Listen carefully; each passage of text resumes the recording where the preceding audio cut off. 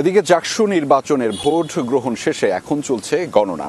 Senate ভবনে হচ্ছে গণনা কার্যক্রম। বিভিন্ন কেন্দ্রে কাস্ট হওয়া ভোটের গড় হার 60 থেকে 65% মতো।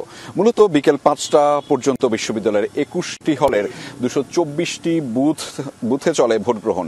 নির্বাচনে মোট ভোটার ছিল 11,759 জন ভোটার। কেন্দ্রীয় সংসদের 25টি পদে প্রতিদ্বন্দ্বিতা করেছেন 178 জন প্রার্থী। এর মধ্যে ভিপি পদে 9 জন, জিএস পদে 9 জন এবং এজিএস পদে 6 জন নারী এবং 10 জন পুরুষ প্রতিদ্বন্দ্বিতা করেন। ভোটাররা কেন্দ্রীয় ও হল সংসদ মিলিয়ে মোট 40টি ব্যালটে চিহ্ন দিয়ে ভোট দেন। মোট প্রার্থীর 25% নারী এবং 75% পুরুষ। জিএস পদে 15 জন প্রার্থীর মধ্যে মাত্র 2 জন নারী। 4টি পদে কোনো নারী প্রার্থী নেই। সবগুলো হল সংসদ মিলিয়ে মোট প্রার্থীর 24.4% ছাত্রী এবং মেয়েদের 5টি হলে 15 পদে কোনো প্রার্থী ছিল না।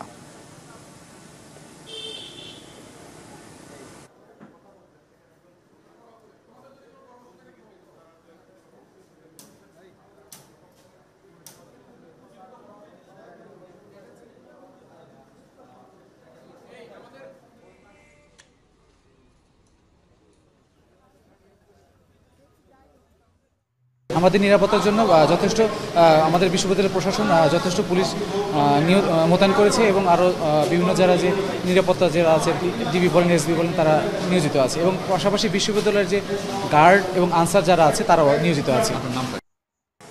দর্শক, জাকসু নির্বাচনের ভোট গ্রহণ শেষে এখন চলছে গণনা এবং সেই গণনা কার্যক্রম সরাসরি জানাতে এবং সেখানকার সবশেষ তথ্য আপনাদেরকে জানাতে চাই এবং সেটি জানাতে এই মুহূর্তে আমাদের সাথে যুক্ত রয়েছেন সহকর্মী রাসেল আহমেদ। তার মাধ্যমে জানাবো শুরুতেই। রাসেল, একটু আপনার কাছে জানতে চাই ভোট গণনা কতটুকু এগোলো? প্রায় ঘন্টা খানেক পেরোলো হচ্ছে যে ভোট গ্রহণ কার্যক্রম শেষ হয়েছে, এখন কি অবস্থা দেখছেন? এবং ছাত্রদল সমর্থিত প্যানেলের যে জাকসু নির্বাচনের বর্জনের ঘোষণা দিয়েছে তাতে আসলে অন্যান্যরা কি ধরনের প্রতিক্রিয়া দিয়েছে সেটিও আপনার কাছ থেকে জানতে চাই। নতুন ব্লেন্ডে আরো রিচ অ্যারোমায় সেলন ফ্যামিলি ব্লেন্ড টে।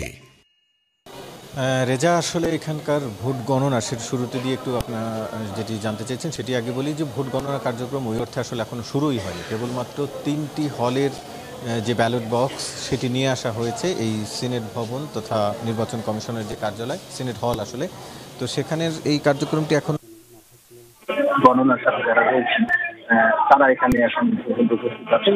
সামগ্রিকভাবে কার্যক্রম শুরু করেনি।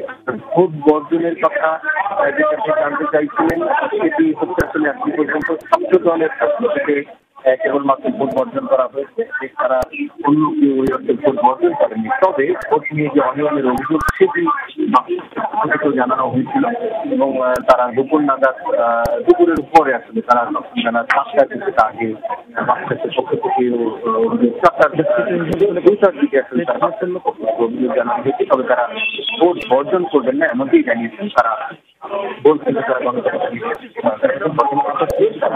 ছাত্রদল যখন বেলায় আসলে ভোট বর্জন করে তাদের কিন্তু অনিয়মের অভিযোগ তোলে, বিশেষ করে কালি যেটি অমতলীয় কালি ভোটের যেটি দেওয়া হয়নি, এছাড়া কয়েক জায়গায় জাল ভোটের তারা অভিযোগ করেছেন এবং কিছু দল না হলেও তাদের একটা অভিযোগ ছিল ছাত্র শিবিরের বিরুদ্ধে এবং সরাসরি তারা প্রথম ছাত্র শিবিরের বিরুদ্ধে যারা দিন ধরে যারা চাকরি করেছেন তারা অভিযোগ করেছিলেন সভাপতি ভালো অভিযোগ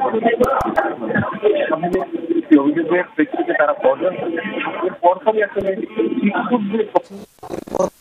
ছিলেন, বিশেষ করে বিএনপি সমর্থিত বা বিএনপি পন্থী শিক্ষক বলে যারা আসলে পরিচিত, তারা মূলত যারা নির্বাচনের দায়িত্ব ছিলেন তাদের নির্বাচনী যে দায়িত্ব সেখান থেকে তারা সরে দাঁড়িয়েছে।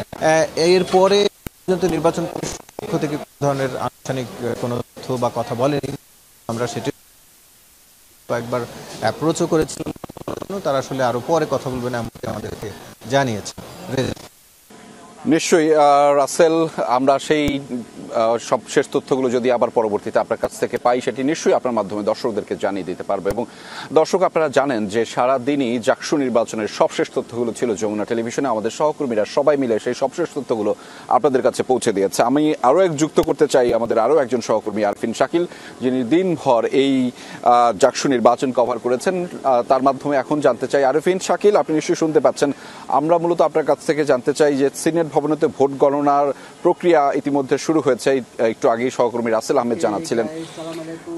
একটু আগে বিএনপি পন্থী যারা অর্থাৎ ছাত্রদল মনোনীত প্যানেল তারাও আসলে ভোট বর্জন করেছে।